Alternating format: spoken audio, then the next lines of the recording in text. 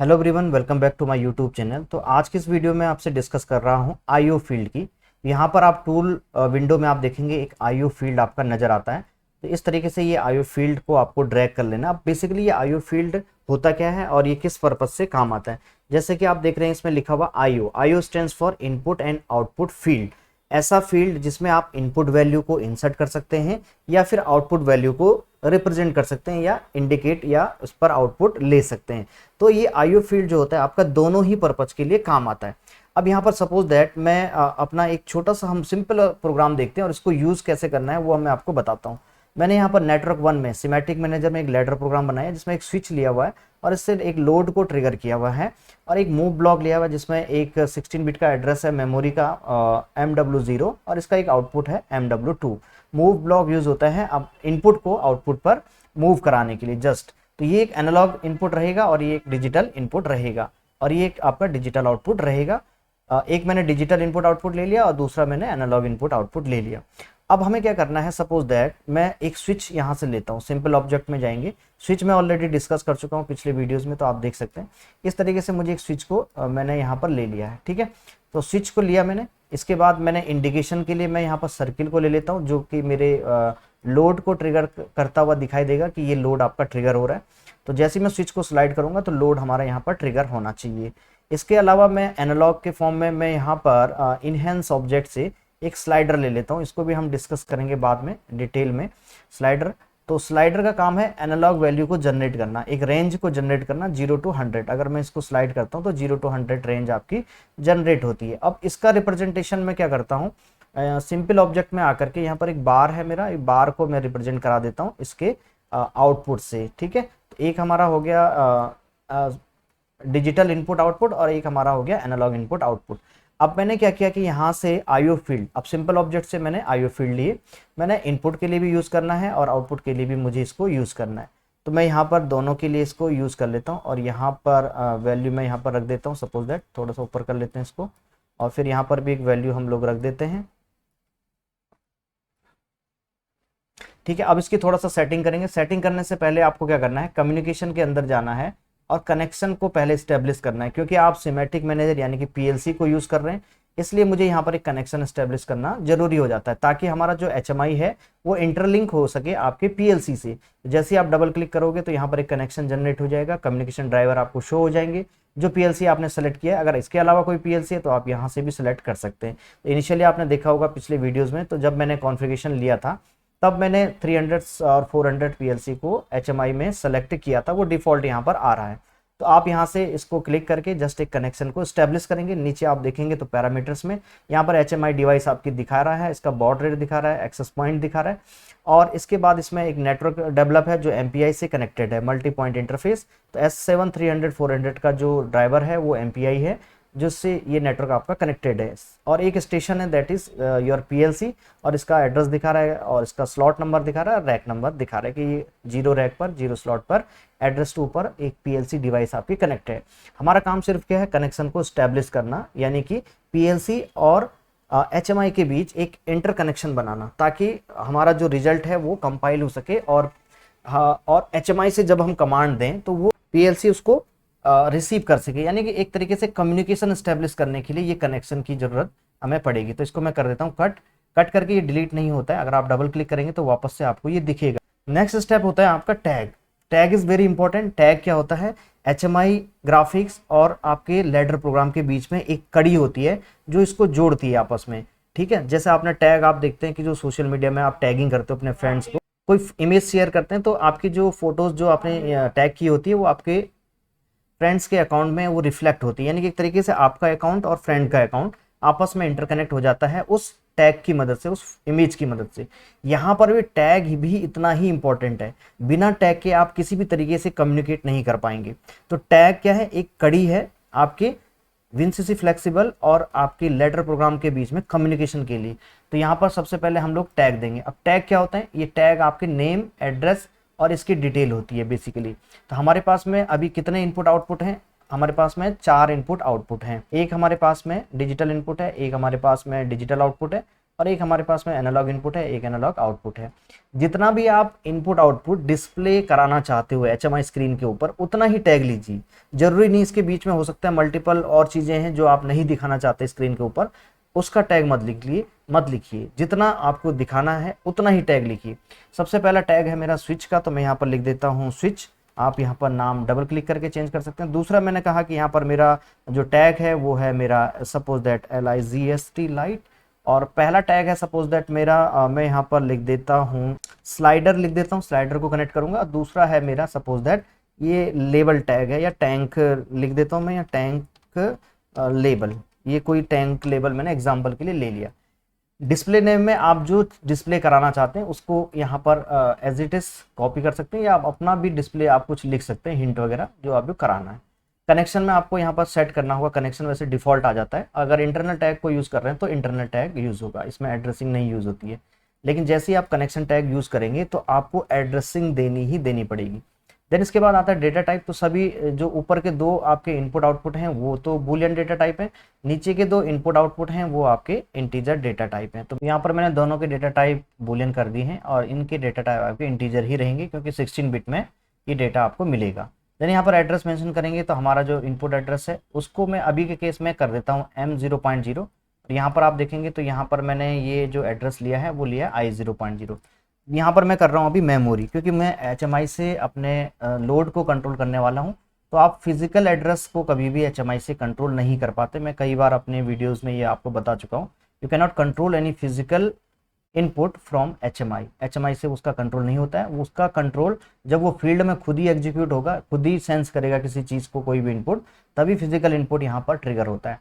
और हम लोग क्या कर सकते हैं, अपने लोड को फिजिकल सेंसर से तो कंट्रोल कर ही सकते हैं। इसके अलावा अगर आप फिजिकल सेंसर यूज़ नहीं कर रहे हो या फिजिकल इनपुट यूज़ नहीं कर रहे हो तो आप मेमोरी इनपुट यानी कि GUI ग्राफिक्स से भी अपना लोड को कंट्रोल कर सकते हैं। जैसे आप देखते हैं कि आपका जो फ़ोन होता है उसमें LED एक क्या है, आपका हार्डवेयर डिवाइस है, यानी कि आउटपुट जो है आपका क्या है, फिजिकल है। लेकिन आप उसको ऑपरेट कैसे करते हैं, उसमें एक GUI होता है। जैसे आप स्लाइड करते हैं अपने स्क्रीन को तो एक टॉर्च का ऑप्शन आता है, उस पर आप क्लिक करते हैं तो आपकी LED जो है वो ग्लो हो जाती है। तो इसका मतलब क्या है कि आप क्या कर रहे हैं, आप GUI को प्रेस कर रहे हैं, which is a graphical user interface. वो एक फिजिकल बटन नहीं है, वो एक ग्राफिक्स है जिसको आप क्लिक करके उसके बैकएंड में जो कोड है वो रन होता है, और वो मेमोरीज ही होती है, यानी कि वो एड्रेस जो होता है आपका मेमोरी को कंज्यूम करता है, और मेमोरी से बना हुआ GUI होता है। वही GUI क्या करता है, आपके कंट्रोलर को कमांड देता है कि उस आउटपुट को अब ट्रिगर करना है। तो आपका जो आउटपुट है वो इंटरनली आपका ट्रिगर हो जाता है। उसी तरीके से मैं यहाँ पर भी क्या कर रहा हूँ, इनपुट को एज ए मेमोरी यूज कर रहा हूँ ताकि मैं HMI से उसको कंट्रोल कर पाऊँ। देन इसके बाद मेरा जो आउटपुट है वो फिजिकल है, इसलिए मैं इसको देता हूँ फिजिकल एड्रेस Q0.0। देन इसके बाद जो मेरा मेमोरी एड्रेस है उसको मैं दे देता हूँ 16 बिट का मेमोरी एड्रेस MW0, और इसका जो नेक्स्ट एड्रेस आप इस तरीके से ड्रैग भी कर सकते हैं। ठीक है।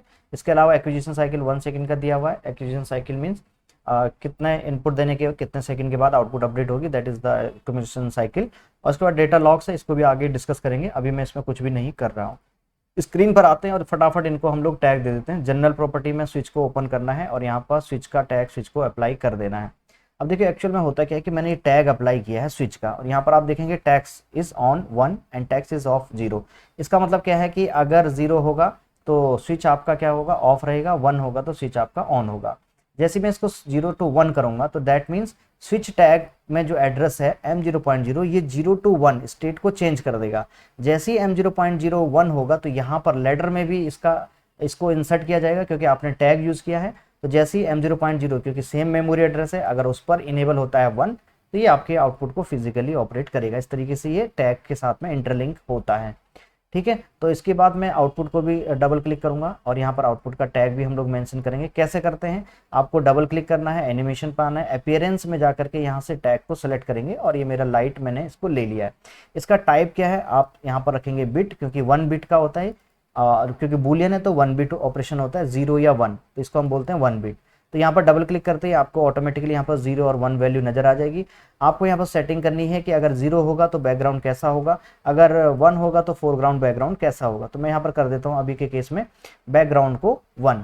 ठीक है। अगर आप चाहते हो फ्लैशिंग यानी कि आप ब्लिंकिंग चाहते हो तो इसको आप कर सकते हैं यस। तो इसमें मैंने इसको सिलेक्ट कर लिया है। देन इसके बाद इसको कट कर देता हूँ और स्लाइडर को डबल क्लिक करता हूँ। स्लाइडर को आपको प्रॉपर्टी देने हैं जनरल में, और यहाँ पर आपको इसको टैग असाइन करना है स्लाइडर का। स्लाइडर को डिटेल में डिस्कस करेंगे, अभी बहुत सारी चीज़ें हैं स्लाइडर में, प्रॉपर्टी है और इसके अलावा एनिमेशन है, ये सारी चीज़ें हम लोग एक एक करके इसको डिस्कस करेंगे। लेकिन अभी के केस में स्लाइडर को कैसे ऑपरेट करना है, हमने स्लाइडर को स्लाइडर टैग दे दिया। इसका मतलब जो स्लाइडर होगा वो MW0 पर, अगर मैं यहाँ से इसको ड्राइव करूँगा तो वैल्यू मेरी MW0 पर अपडेट होनी चाहिए, क्योंकि मैं यहाँ से इसकी वैल्यू को अगर चेंज करता हूँ तो इस पर एड्रेस जो है हमने लिया हुआ है MW0, और इस एड्रेस को हम लोग क्या करेंगे, ड्राइव करेंगे, और उसका जो रिजल्ट होगा हमें वो कहाँ पर मिलेगा, लेडर में हमें यहाँ पर उसका रिजल्ट मिलेगा, और वही रिजल्ट आपका MW2 पर रिफ्लेक्ट हो जाएगा। इसके बाद मैं क्या करता हूँ, टैंक पर क्लिक करता हूँ और इसको भी स्लाइडर में दे देता हूँ, सॉरी इसको भी मैं जो एड्रेस दूंगा यानी कि टैग असाइन करूंगा, जो प्रोसेस टैग रहेगा इसका टैंक लेवल, सपोज दैट मैं इससे टैंक लेवल को रीड करने वाला हूँ, या कुछ और हो सकता है, जैसे स्पीड हो सकता है, वेट हो सकता है, प्रेशर हो सकता है, या टेम्परेचर हो सकता है, कुछ भी आप यहाँ से इंक्रीज करेंगे तो रिजल्ट आपको यहाँ पर डिस्प्ले होगा। ओके, अब मैं यहाँ पर कुछ सेटिंग्स हम लोग करेंगे। ये हमारा है आईओ फील्ड, आईओ फील्ड को थोड़ा सा मैं डबल क्लिक कर लेता हूँ यहाँ पर, और यहाँ पर मैं चले जाता हूँ टैक्स में, और इसका पोजीशन थोड़ा सा सही कर लेते हैं, तो बिल्कुल सेंटर रख देता हूँ, और वर्टिकल में भी इसको मिडिल पर रख देते हैं। यहाँ से आप चाहो तो इसके फॉन्ट थीम या आप इसके स्टाइल चेंज कर सकते हो। मैं यहाँ पर बोल्ड कर देता हूँ और थोड़ा सा फॉन्ट में यहाँ पर बड़ा कर देता हूँ। ओके, तो ये मैंने थोड़ा सा इसकी सेटिंग को चेंज कर दिया। आप चाहो तो इसमें और भी चीज़ें हैं, जैसे कलर वगैरह चेंज कर सकते हो इसके, यहाँ से आप इसके कलर, जो भी चीज़ें आपने चेंज करनी है यहाँ से आप इसके कलर वगैरह चेंज कर सकते हैं। ओके, तो मैं इसको कॉपी कर लेता हूँ। कॉपी करने के लिए कंट्रोल और क्लिक कर दीजिए और इस तरीके से ड्रैग कर सकते हैं के लिए, और इसके लिए मैंने यहाँ पर वही सेटिंग हमारी यहाँ पर एज इट इज़ इसको भी कॉपी हो जाएगी, तो ज़्यादा हमें सेटिंग बार बार करने की ज़रूरत नहीं पड़ेगी। अब इसमें सबसे इंपॉर्टेंट है कि आप इसको किस लिए यूज़ कर रहे हैं। मैं इसको एज ए स्विच के लिए यूज़ कर रहा हूँ, आईओ फील्ड। तो यहाँ पर आप डबल क्लिक करेंगे, जनरल प्रॉपर्टी पर आएंगे, यहाँ पर आपका टाइप दिख रहा है मोड, मोड में आपको सेलेक्ट करना है आप इसको एज ए इनपुट यूज़ कर रहे हैं या एज ए आउटपुट, या एज ए इनपुट आउटपुट दोनों की तरह यूज़ कर रहे हैं। मैंने कहा मुझे तो इसको एज ए इनपुट यूज़ करना है, और यहाँ से प्रोसेस टैग में ले लेता हूँ, इसको वही टैग देना है जो आपका स्विच का टैग है, तो मैंने यहाँ पर स्विच का टैग दे दिया। देन इसके बाद आपको यहाँ पर फॉर्मेट टाइप आना है, इंपॉर्टेंट है ये, यहाँ पर आपको सेलेक्ट करना है, बुलियन तो आपको नज़र नहीं आएगा, लेकिन यहाँ पर सेलेक्ट करना है बाइनरी। बाइनरी में भी आपको पैटर्न सेलेक्ट करना है, तो आप इसको बुलियन बनाने के लिए इसको 1 सेट कर सकते हैं। तो जैसे मैं इसको 1 करूँगा तो यहाँ पर आप देख रहे हैं कि यहाँ पर इसका इनपुट टाइप जो है चेंज हो चुका है। अब आपका जो भी इनपुट जाएगा वो 1 और 0 यानी कि 1 बिट में आपका जाएगा, तो ये सेटिंग आपको सबसे पहले कर लेनी है। इसी तरीके से मैं इसको भी डबल क्लिक कर लेता हूँ, और यहाँ पर हम इसको यूज़ करेंगे एज ए आउटपुट, और इसके लिए मैं यूज़ करूँगा यहाँ पर लाइट टैग, प्रोसेस टैग में लाइट का टैग सेलेक्ट कर लेंगे। फिर से यहाँ पर भी हम बाइनरी सेलेक्ट करके इसको भी कर देंगे 1, क्योंकि ये भी आपका आउटपुट रिप्रेजेंट करेगा 1 और 0 के फॉर्म में। तो यहाँ पर मैंने थोड़ा सा टेक्स्ट हाइट भी काफ़ी बढ़ा दी है ताकि आपको क्लियर दिखे, ठीक है। देन आप आते हैं स्लाइडर पर, और इसको भी हम लोग टैग असाइन कर देते हैं। यहाँ पर मुझे इसको एज ए इनपुट यूज़ करना है, और यहाँ से आप टैग सेलेक्ट करेंगे स्लाइडर का। अब देखिए यहाँ पर आपने स्लाइडर में डेसिमल वैल्यू पुट करनी है, और उसका पैटर्न भी आपको सेलेक्ट करना है। जैसे मुझे यहाँ पर स्केल मेरे पास में 0 to 100 है, तो मेरा जो पैटर्न होना चाहिए वो 999 होना चाहिए। अगर मैं 1000 तक की वैल्यू रखता हूँ 9999, तो आपको ये पैटर्न सेलेक्ट कर लेना है। तो आपको अपने स्केल के हिसाब से पैटर्न को सिलेक्ट कर लेना है। अभी मैं 100 तक की रखूँगा तो मेरे पास में 0 से लेकर के मैं 999 तक रख सकता हूँ। लेकिन अगर मैं 99 करूँगा तो 100 वैल्यू को मैं पुट नहीं कर सकता, इसलिए मैं मैक्सिमम पैटर्न रख देता हूँ यहाँ पर 99। इसका भी मैं टेक्स्ट जो साइज़ है वो भी बढ़ा देता हूँ। देन इसके बाद मैं इसको सिलेक्ट करूँगा स्लाइडर के लिए, यानी कि जो आपका आउटपुट है एनालॉग आउटपुट, इसको भी हम लोगों को रिप्रेजेंट करना है। जनरल प्रॉपर्टी में आएंगे, इसका टैग मुझे इंसर्ट करना है यहाँ पर आउटपुट, और यहाँ पर प्रोसेस टैग आप दे देंगे इसको टैंक लेबल, ठीक है। फिर यहाँ पर भी हमने पैटर्न वही सेलेक्ट कर लिया, और इसको कर देंगे कट, और थोड़ा सा इसको एक्सपेंड कर देता हूँ ताकि मुझे आउटपुट क्लियर शो हो। तो ये सारी सेटिंग लेने के बाद मुझे आना है सिमेटिक मैनेजर पर, और यहाँ पर मुझे अपना प्रोग्राम जो है इंटरफेस सेलेक्ट करने के बाद इसको रन पी मोड पर डाल करके इसको रन कर देना है, डाउनलोड करके इसको रन मोड पर ले आना है।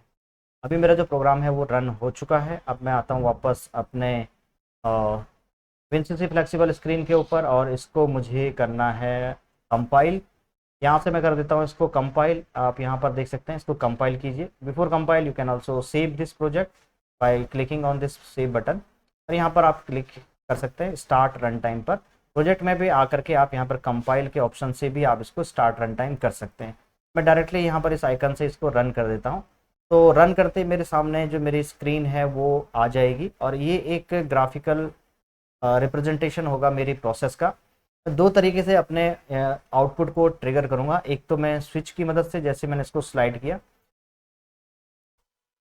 ओके, यहाँ पर देख सकते हैं कि मेरा जो इनपुट है उसको मैंने स्लाइड किया तो मेरा आउटपुट इनेबल हुआ। लेकिन दूसरे उसमें आप देखिए बिना इनपुट दिए यहाँ पर एक आउटपुट जनरेट हुई है। ये कारण क्या है, इसमें एक फॉल्ट मेरे पास में अभी मुझे ध्यान में आया है कि फॉल्ट यहाँ पर जनरेट हुआ है। फॉल्ट क्या है मैं आपको बता देता हूँ। यहाँ पर देखिए मैंने इनपुट लिया है M0.0 और यहाँ पर पहला ही चैनल मैंने ले लिया है, जबकि MW0 का जो पहला बिट होता है M0.0 होता है।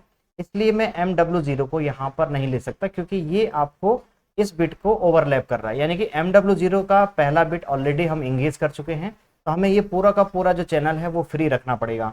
तो मैं यहाँ पर करता हूँ MW2 और दूसरा जो आउटपुट है मुझे रखना पड़ेगा MW4।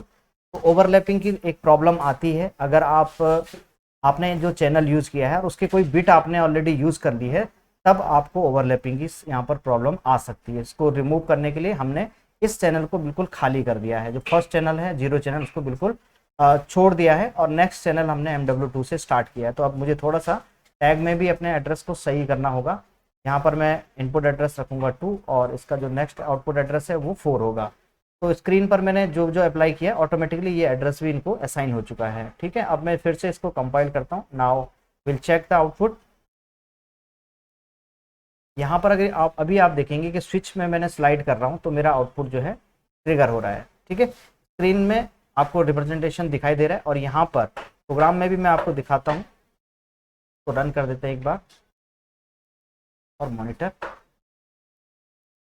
प्रोग्राम में भी आप देख सकते हैं कि जो आपका आउटपुट है वो भी आपका आउटपुट ट्रिगर हो रहा है। ठीक है, और ग्राफिक्स में भी आप देखेंगे कि आपका आउटपुट जो है ट्रिगर हो रहा है। अब जो IO फील्ड है इसका काम क्या है, मैं यहाँ पर इनपुट एज ए इनपुट भी यूज़ कर सकता हूँ। मैंने 0 लिया और एंटर करना है, तो जब जो काम मैं स्विच से कर रहा था वो मैं इस IO फील्ड से भी कर सकता हूँ। जैसे मैंने 0 लिया, एंटर किया, तो आप देखेंगे कि जो आपका आउटपुट है वो भी डिसेबल हो रहा है और स्विच ऑटोमेटिकली आपका स्लाइड हो रहा है 0 की तरफ। प्रोग्राम को भी चेक कर सकते हैं आप कि यहाँ पर प्रोग्राम की स्थिति क्या है। यहाँ पर अभी आपका आउटपुट डिसेबल हो चुका है। ठीक है, इस तरीके से आप IO फील्ड को यूज़ करेंगे। नेक्स्ट आते हैं स्लाइडर के ऊपर। ठीक है, स्लाइडर के ऊपर आते हैं तो यहाँ पर मैं धीरे धीरे स्लाइड को ऑपरेट कर रहा हूँ। यहाँ पर आप देखेंगे जितनी वैल्यू मैं यहाँ पर ले रहा हूँ उतना वैल्यू आपको यहाँ पर आउटपुट पर डिस्प्ले हो रहा है। अब मैं यहाँ पर आपको प्रोग्राम में भी शो करता हूँ कि यहाँ पर मूव ब्लॉक में इसमें तो अभी आपका हेक्साडेसिमल फॉर्मेट में दिखाई दे रहा है। तो रिप्रेजेंटेशन को आप डेसिमल कर लीजिए। कैसे करेंगे, यहाँ पर क्लिक करेंगे, right click and then click here on decimal. 59 आपने डेसिमल वैल्यू दी है, वही ट्रांसफर होकर के MW4 पर आ रही है, जिसका रिप्रेजेंटेशन आपको यहाँ पर दिखाई दे रहा है। स्लाइडर में मैंने 59 वैल्यू इंसर्ट की है। अब मैं इसको एज ए इनपुट भी यूज़ कर सकता हूँ। स्लाइडर की जगह डायरेक्टली आप यहाँ पर कोई वैल्यू डाल सकते हैं। तो मैंने यहाँ पर वैल्यू डाली सपोज दैट 80 और एंटर करना है। 80 एंटर करते ही आप देखेंगे कि आउटपुट साइड भी आपका अपडेट हो रहा है वैल्यू। अब ये तो आपके आउटपुट हैं, यहाँ से तो हम इनपुट नहीं डाल सकते, यहाँ पर केवल आपको आउटपुट का रिप्रेजेंटेशन पता चलेगा। यहाँ से हम लोग इनपुट अपना डाल सकते हैं। मैं यहाँ पर करता हूँ सपोज दैट 5 और एंटर कर देता हूँ। आप देखेंगे कि रिजल्ट मेरा भी वहाँ अपडेट हो रहा है। अगर आपको प्रोग्राम में भी चेक करना है, प्रोग्राम में भी आपको दिखाई देगा यहाँ पर आपकी वैल्यू जो है 5 इंसर्ट हुई है। ऊपर क्या स्थिति है, अभी आपका आउटपुट जो है बुलियन आउटपुट 0 है। मैं इसको कर देता हूँ यहाँ पर 1 और एंटर। आप देखेंगे कि जो स्विच है आपका स्लाइड हो गया है, यानी कि उसने इनपुट रिसीव कर लिया है 1। एक्चुअल में हो क्या रहा है कि जब मैं यहाँ पर 1 इंसर्ट कर रहा हूँ तो यहाँ पर जो टैग है आपका, यहाँ पर सारा जो फंक्शन है टैग का है। जब मैं यहाँ पर 1 इंसर्ट कर रहा हूँ तो ये एक्चुअल में स्विच टैग M0.0 को 1 कर रहा है और ये एड्रेस हमने प्रोग्राम में मेंशन किया हुआ है। तो HMI से इनपुट जा रहा है, M0.0 का जो टैग है स्विच टैग है वो उसको रिसीव कर रहा है और M0.0 को इनेबल कर रहा है, और HMI से आपका जो कमांड है वो कंट्रोलर रिसीव कर रहा है और उसके अकॉर्डिंग M0.0 की जो स्टेटस है उसके अकॉर्डिंग आपके आउटपुट को ट्रिगर कर रहा है। इस तरीके से आप यूज़ कर सकते हैं अपने IO फील्ड्स को। तो आई होप कि वीडियो आपको पसंद आई होगी। वीडियो पसंद आई तो लाइक कीजिए, सब्सक्राइब कीजिए और चैनल को शेयर करना ना भूलें। Thank you.